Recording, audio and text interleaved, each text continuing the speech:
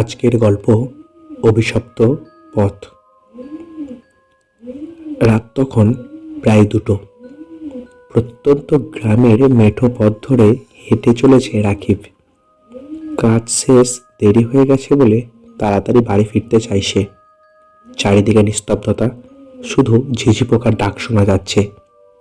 হঠাৎ করে বাতাসে থমকে গেল, যেন প্রকৃতিও নিঃশ্বাসটাকে আটকে রেখেছে। রাকিবের গা ছমছম করা একটা অনুভূতি হলো। সে গতি বাড়ালো। কিছু দূর যেতেই রাস্তার ধারে একটা পুরনো গা ছমছমে আম গাছ চোখে পড়ল। গাছটার নিচে একটা ছায়ামূর্তি দাঁড়িয়ে। শরীরের লোম দাঁড়িয়ে গেল রাকিবের। কে কে ওখানে? কোনো উত্তর নেই। হালকা চাঁদের আলোয় সে দেখল ছায়াটা ধীরে ধীরে তার দিকে এগিয়ে আসছে। অদ্ভুত, ছায়াটার পা নেই। রাকিব আর থাকতে পারল না, দৌড় শুরু করলো। কিন্তু যত দৌড়ায় মনে হয় ছায়াটা আরো কাছে আসছে। তার নিঃশ্বাস ভারী হয়ে আসছে, বুক ধড়ফড় করছে। একসময় দৌড়াতে গিয়ে পড়ে গেল সে। বাঁচাও, কিন্তু গলার স্বর বের হলো না। ছায়াটা তখন ঠিক তার সামনে।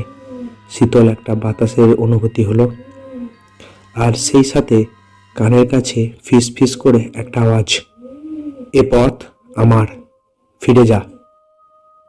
রাকিবের মনে পড়ল এই পথে কয়েক বছর আগেই গ্রামের এক মেয়ে আত্মহত্যা করেছিল। লোকমুখে শোনা যায় সে অভিশপ্ত হয়ে গেছে।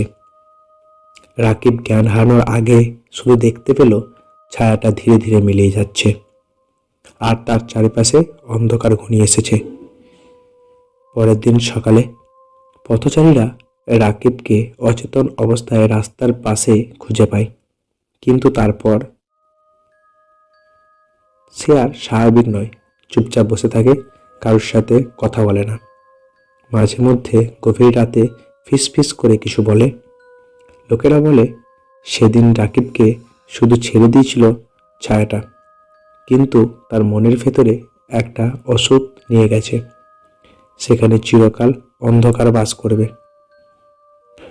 গল্পটি কেমন লাগলো কমেন্ট করবেন এবং একটা লাইক করবেন।